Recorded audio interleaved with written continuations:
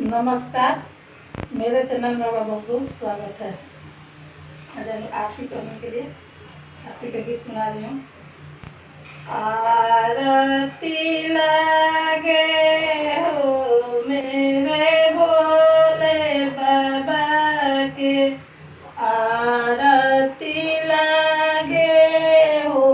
मेरे भोले बाबा के कर हाथ त्रिशूलवा शोभे, के कर हाथ त्रिशूलवा शोभे, के कर हाथ मुरलिया हो मेरे भोले बाबा के, आरती लागे हो मेरे भोले बाबा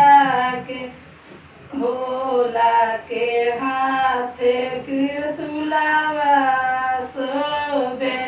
भोला के हाथ त्रिशूलवा, कृष्ण के हाथ मुरलिया ओ मेरे भोले बाबा के,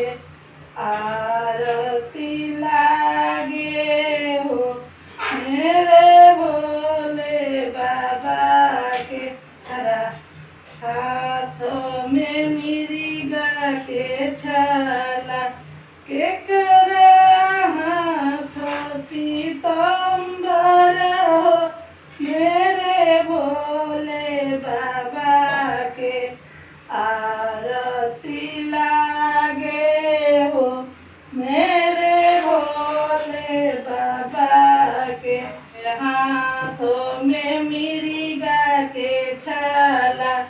भोला के हाथों में मिर्गा के छाला, कृष्ण के हाथ पीताम्बर हो मेरे भोले बाबा के, आरती लागे हो मेरे भोले बाबा के, आरती लागे हो मेरे भोले बाबा के कारा हाथ में भांग के गोला, के कारा हाथ में भांग के गोला, के कारा हाथ मिठैया हो मेरे भोले बाबा के, आरती लागे हो मेरे भोले बाबा के, भोला के हाथ में भांग के गोला, भोला के हाथ में भांग के गोला, कृष्ण के हाथ मिठैया हो मेरे भोले बाबा के, आरती लागे हो मेरे भोले बाबा के करा संग में गौरा शोभे, के करा संग में गौरा शोभली, के करा संग में राधा ओ मेरे भोले बाबा के, आरती लागे हो मेरे भोले बाबा के, आरती लागे हो मेरे भोले बाबा के, भोला के संग में गौरा शोभ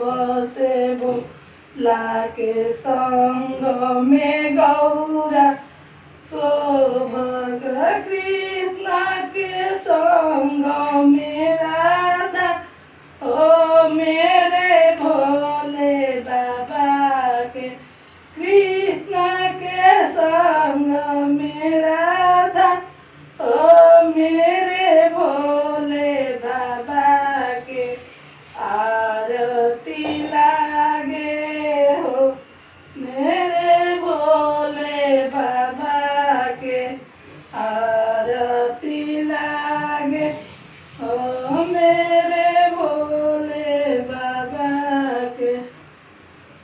वीडियो पसंद है तो वीडियो को लाइक कीजिए, चैनल को सब्सक्राइब कीजिए। फिर मिलते हैं अगले वीडियो के साथ।